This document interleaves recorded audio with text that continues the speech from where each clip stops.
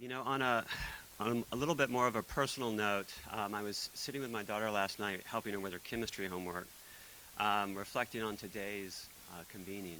And she'd like to be a material science engineer and develop new materials for medical devices and use in hospitals.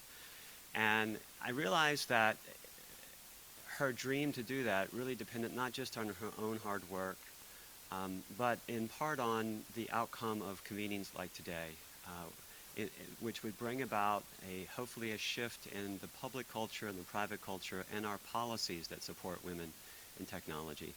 So I just wanted to offer that reflection and thank you to you all for trying to help us move this fight forward and this transformation of our own public policies. I think as a policy professor, I really think that I get into the details of setting regulations and creating incentives and trying to change incentives for how people do things.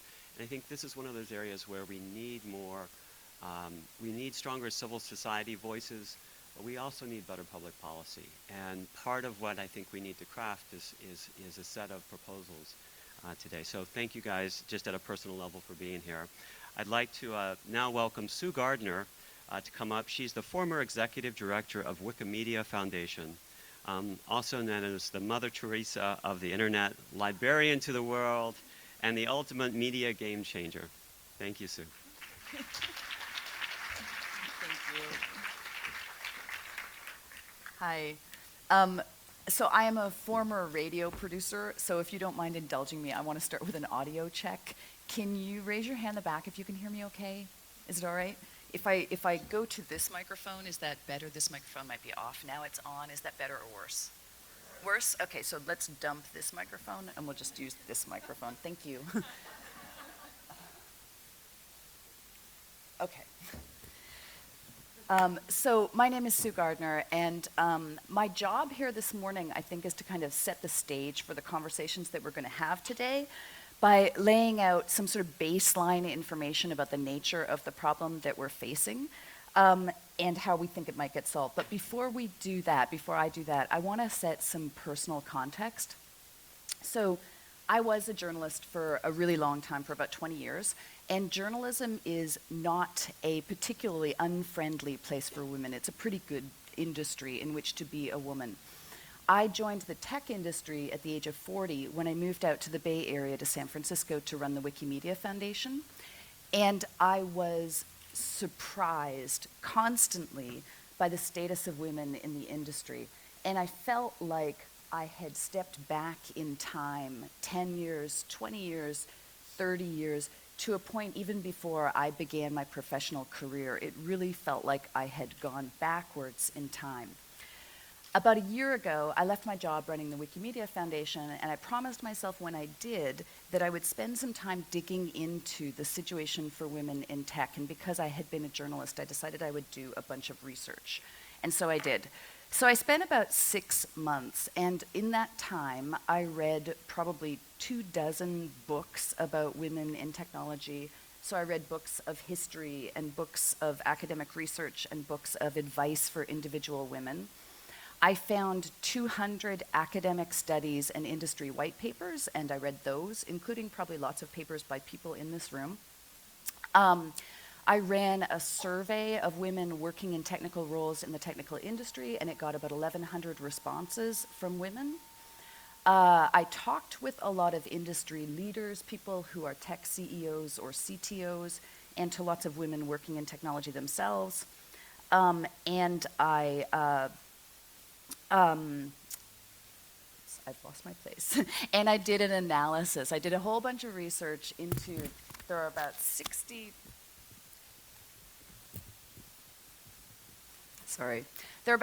organizations in the United States that are mostly nonprofits, not all nonprofits, that are designed to increase the presence of women in technology. And I did an analysis of those organizations, where the money came from, where the money went, what kinds of programs they offered, and all of that. So that is the basis of the data that I'm going to talk about this morning. But I want to cop to, before I do that, my sort of personal position on this. And I want to say, I am really angry. I am personally really angry, and I am kind of embarrassed.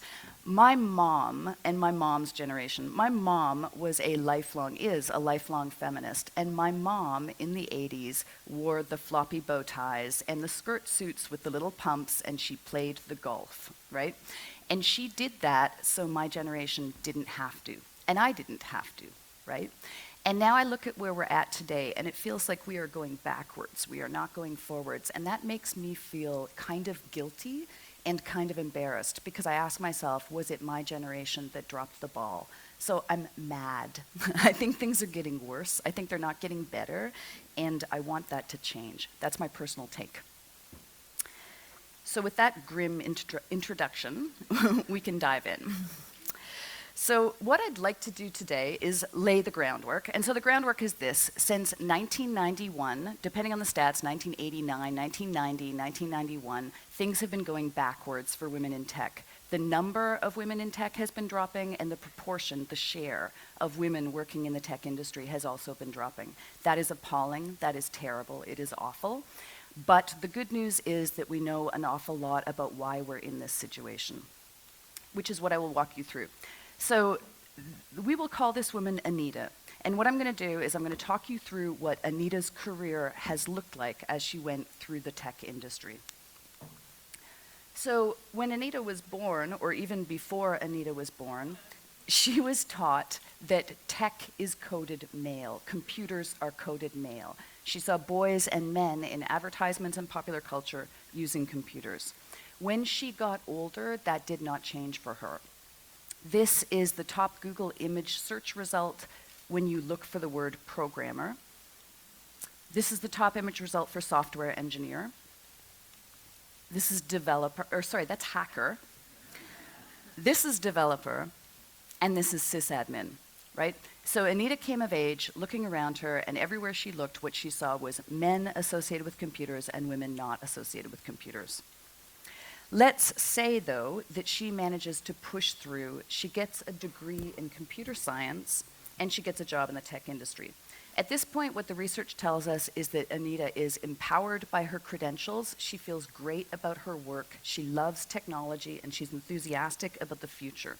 She knows that the industry is majority male, but she's used to that, right? All her classes have always been full of guys. She's always done okay, and so she figures she is going to continue to do okay. She graduates, she gets a job in the industry. What happens next? The first thing that happens is she gets paid 8% less than her male colleagues.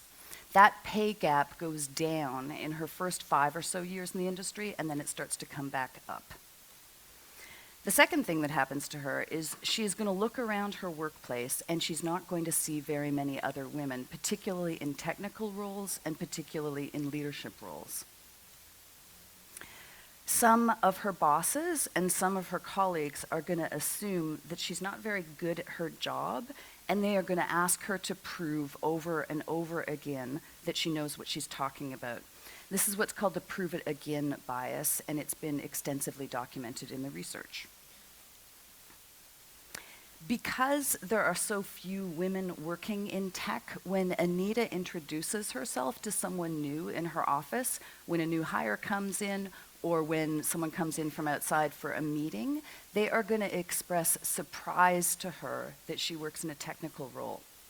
That is in no way going to feel weird to her, right?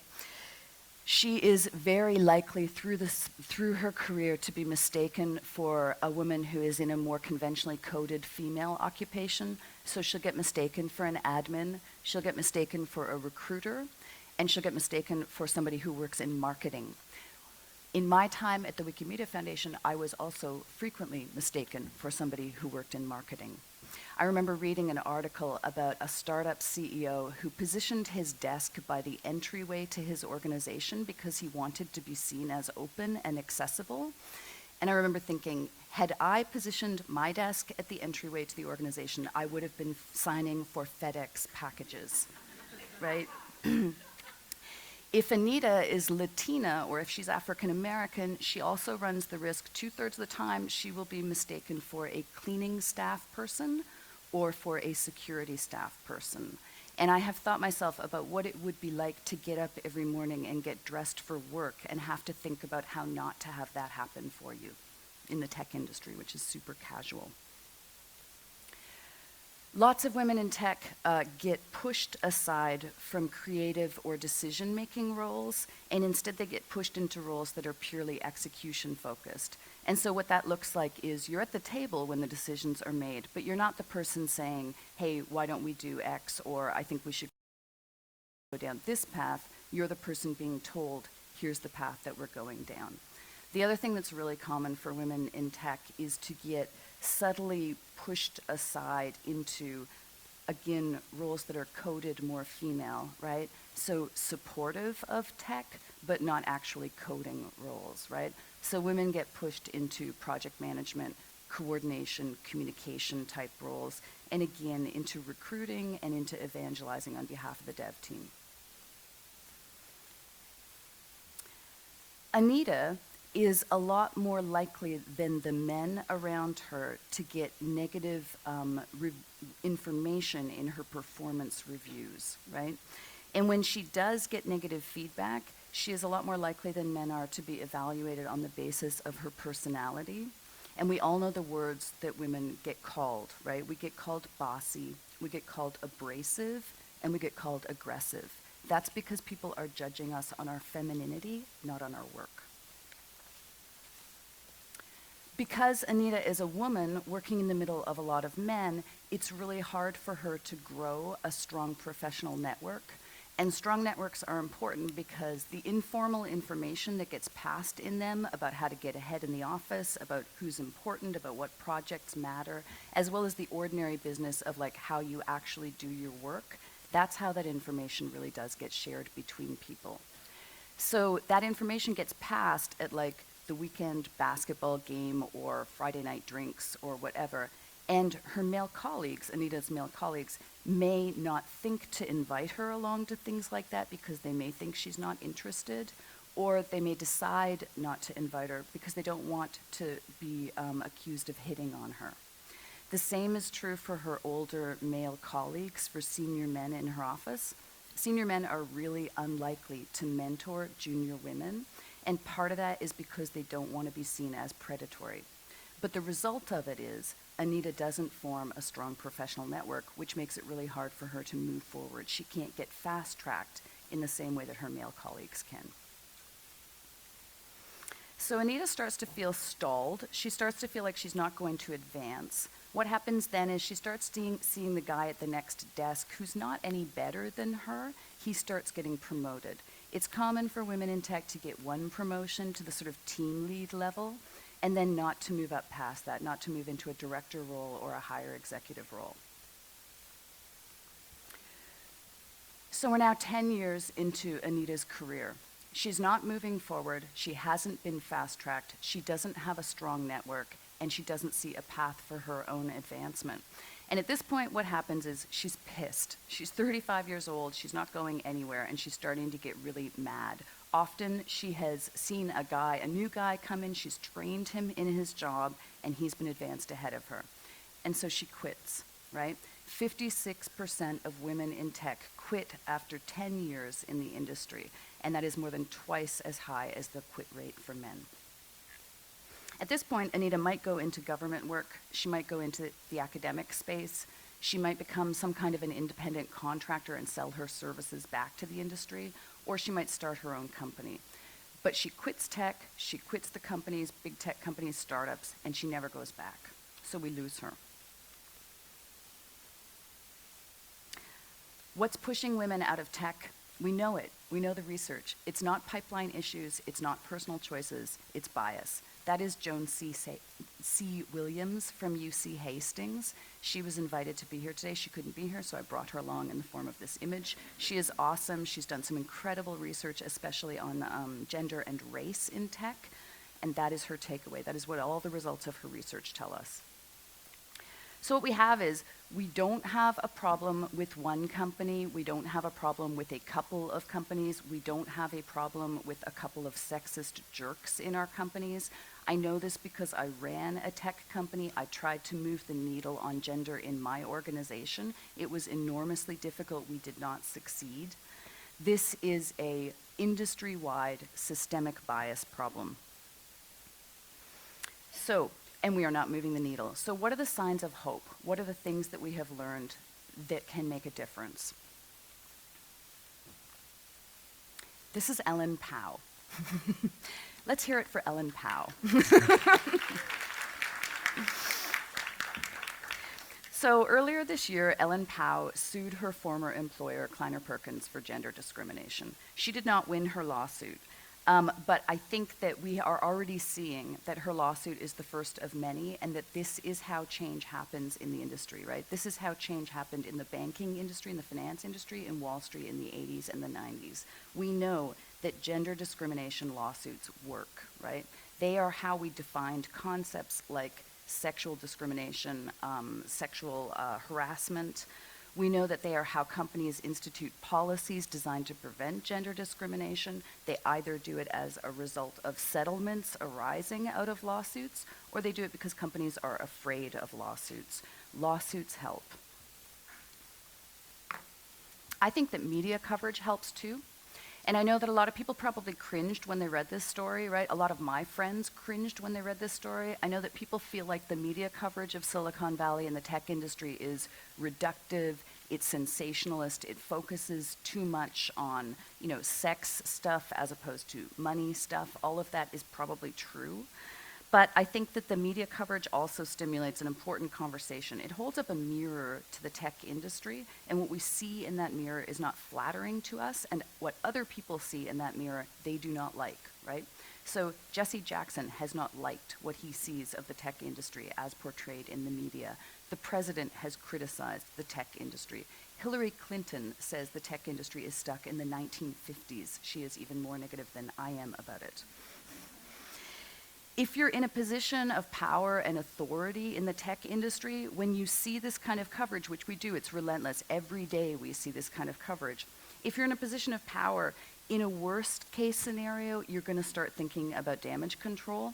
And in a better case scenario, you might start doing some self-reflection, right? You might start thinking about the world that you're building. You might start thinking about your own daughters and start wondering if this is what you want for them.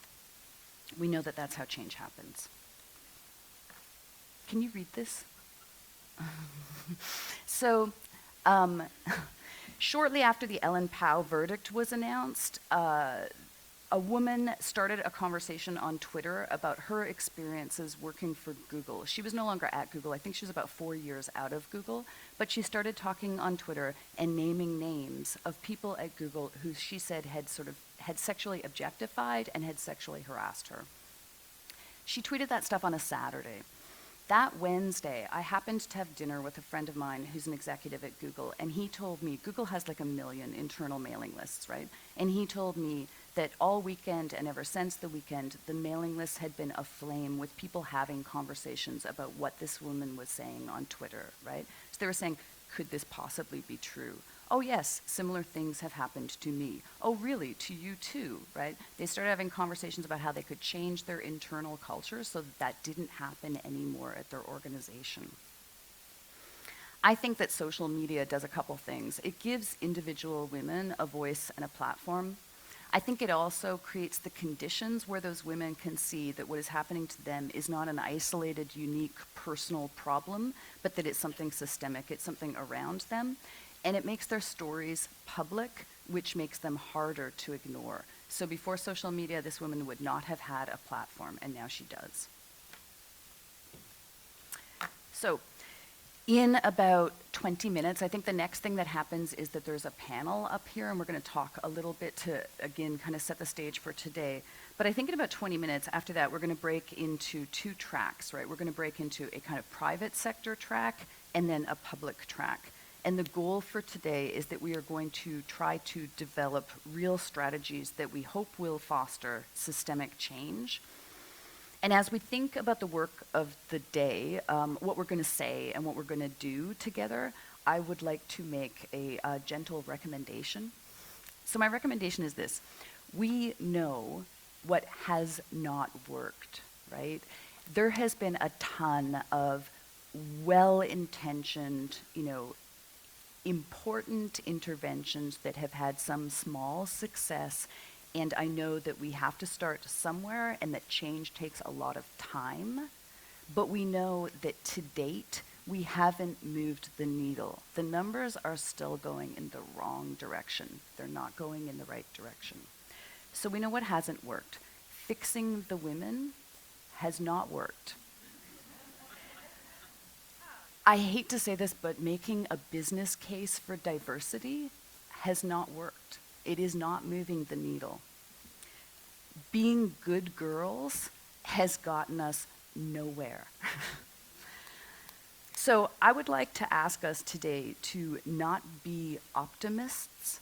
I would like to ask us to try to be clear-eyed and hard-headed.